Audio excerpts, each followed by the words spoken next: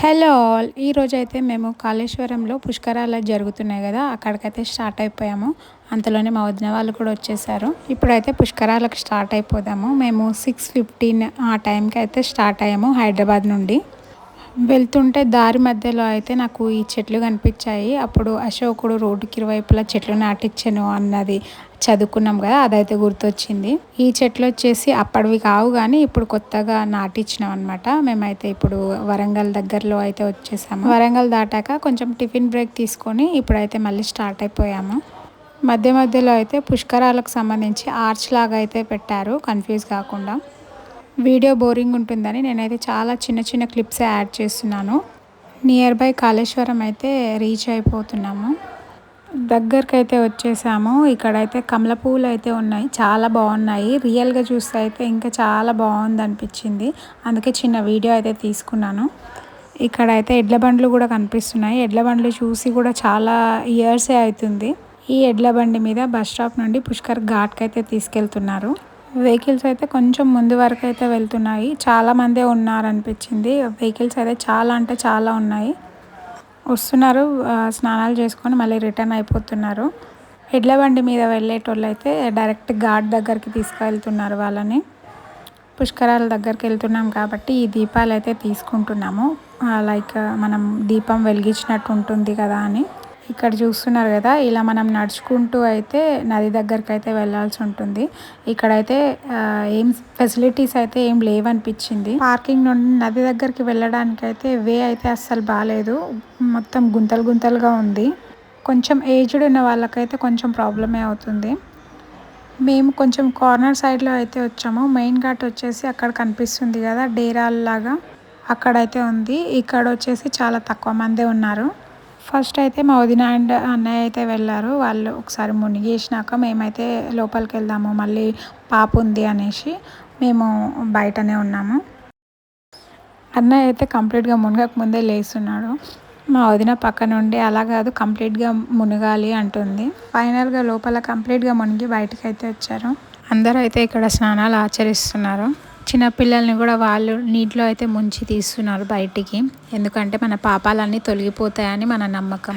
పాపాలంటే మనమేమి పాపాలంతా చేసి ఉండకపోవచ్చు, బట్ తెలిసి తెలియకనో మనం ఏమైనా కొన్ని చిన్న చిన్న పాపాలు ఉంటే అవి పోతాయని మన నమ్మకం. మా పాప అయితే లోపలికి రానంటే రానంటుంది. తనకైతే ఇట్లా వాటర్ అయితే పోసేసాము. తర్వాత ఒకసారి అయితే కంప్లీట్గా ముంచి బయటికి అయితే తీసాము. అండ్ ఇక్కడ నేను కూడా మొక్కేసి బయటికి అయితే వస్తున్నాను, ఎందుకంటే ఫస్ట్ మునిగిన తర్వాతనే మనం దీపాలు అనేది వదలాలన్నమాట. మనం లోపలికి దిగేటప్పుడు అయితే కొన్ని బండలు ఉన్నాయి కింద, సో బ్యాలెన్స్ అయితే అవ్వట్లేదు. అందుకే ఒకళ్ళనొకళ్ళం పట్టుకొని అయితే లోపలికైతే దిగుతున్నాము. ఇప్పుడైతే దీపాలు వదిలేస్తున్నాము. ఇక్కడికి వచ్చే భక్తులకు అయితే అంత ఫెసిలిటీస్ అయితే ఏం లేవనిపించింది, ఎందుకంటే అసలు లోపలికి దిగేటప్పుడు కానీ మనం పార్కింగ్ నుండి ఘాట్ దగ్గరికి రావడానికి కానీ అసలు ఎటువంటి ఫెసిలిటీస్ అయితే సరిగా లేవు. బ్యాలెన్స్ అవ్వట్లేదని మేమైతే అందరం ఒకళ్ళనొకళ్ళు పట్టుకొని అయితే స్నానాలు అయితే చేసుకున్నాము. నేను ఇలా కంప్లీట్గా మునగాలంటే నాకు చాలా భయం వేస్తుండే అప్పట్లో, బట్ నేను ఇలా చెవులు అండ్ ముక్కు అయితే క్లోజ్ చేసి ఓం నమః శివాయ అనుకుంటూ మునిగేసి బయటకు అయితే వచ్చేసాను. సో మనకి ముక్కులోకి అండ్ చెవులోకి అయితే వాటర్ వెళ్ళకుండా ఉంటాయి. చూసారు కదా, మేమైతే పుష్కర స్నానాలు అయితే ఈ విధంగా చేసుకున్నాము సరస్వతి నదిలో. పైన ఎండలు అయితే మండిపోతున్నాయి, ఆ ఎండలో కూడా ఇంకా భక్తులు వస్తూనే ఉన్నారు. ఇది వచ్చేసి కార్నర్ సైడ్ అనమాట. ఇంకా మెయిన్ ఘాట్ అయితే కొంచెం పక్కకు ఉంది. అక్కడ దూరాన గ్రీన్ కలర్ మ్యాట్స్ లాగా కనిపిస్తున్నాయి కదా, అక్కడైతే ఇంకా ఎక్కువ మంది ఉన్నారు. ఎండలు అయితే చాలా ఉన్నాయి. ఎవరైతే పుష్కరాలకు వస్తున్నారో వాళ్ళైతే కొంచెం ప్రికాషన్స్ తీసుకొని రండి. అండ్ అలానే చిన్నపిల్లల్ని తీసుకొచ్చే వాళ్ళకైతే కొంచెం ఏమైనా కవర్ చేసుకొని తీసుకురావడం మంచిది. మా పాప అయితే కవర్ చేసుకుంటుంది, ఎండకి కొంచెం రెడ్డిష్గా అయిపోయింది. అక్కడ నుండి నడుచుకుంటూ మేమైతే పార్కింగ్ దగ్గరికి అయితే వచ్చేసాము. ఇంకా వెహికల్స్ అయితే చూడండి వస్తూనే ఉన్నాయి అండ్ అలానే పోతూనే ఉన్నాయి. అండ్ ఇక్కడ ఎడ్ల బండి మీద కూడా భక్తులు వెళ్తున్నారు, అది డైరెక్ట్ ఘాట్ దగ్గరికి ఆఫ్టర్ బాత్ మా ముఖాలు అయితే మాడిపోయినాయి ఎండకి. పుష్కర స్నానాల తర్వాత మేము శివయ్య దర్శనం కోసం అని అయితే టెంపుల్కి అయితే వెళ్తున్నాము. టెంపుల్ దగ్గర కూడా ఇక్కడ పార్కింగ్ ఏరియా అయితే పెట్టారు కానీ ప్రాపర్గా ఎవరు పార్కింగ్ చేయట్లేదు, సో ఇక్కడ పార్కింగ్కి అయితే ప్రాబ్లం అవుతుంది. అండ్ ఇక్కడ నుండి అయితే మనకి ఆటోలు అయితే ఉన్నాయి, డైరెక్ట్ టెంపుల్ దగ్గరికి అయితే తీసుకెళ్తాయి. ఈ ఎండకి మేము కూడా కొంచెమే దూరం ఉన్న ఆటో అయితే ఎక్కేసాము. తర్వాత లోపలికైతే వెళ్తుంటే ఇవన్నీ అమ్ముతున్నారు బయట. ఇక్కడ చూస్తున్నారు కదా, రష్ అయితే ఇక్కడ టెంపుల్లో అయితే చాలానే ఉంది. ఫుల్ డే టెంపుల్ అయితే ఓపెనే ఉంటుంది. అండ్ విఐపి దర్శనాలు అయితే ఏమీ లేవు, అంతా ధర్మ దర్శనాలే ఉన్నాయి. అమ్మ నాకు బొమ్మలు ఇప్పియాలి అమ్మ. టెంపుల్ కదా చాలా ఎక్కువ మంది ఉన్నారు కదా అమ్మ. నేను చాలా పొత్తులు పెట్టేసుకుంటామ్మా. నాకు కూడా పొత్తు పెట్టేసినమ్మా. ఓం నమః శివాయ. ఇది వచ్చేసి టెంపుల్ బయట వ్యూ అనమాట. అండ్ చూసారు కదా, జనాలు అయితే చాలా మంది ఉన్నారు. ఇక్కడంతా క్యూ అనమాట. అక్కడ బయట నిల్చున్న కొద్దీ ఇంకా జనాలు ఎక్కువ అవుతూనే ఉన్నారు. ఇక్కడ వచ్చేసి టెంపుల్ ముందు నుండి వ్యూ. ఇక్కడ లోపల కనిపించేదంతా క్యూ. అమ్మ ఈ చెట్టు చూడమ్మా, చాలా పెద్దగుంది కదా.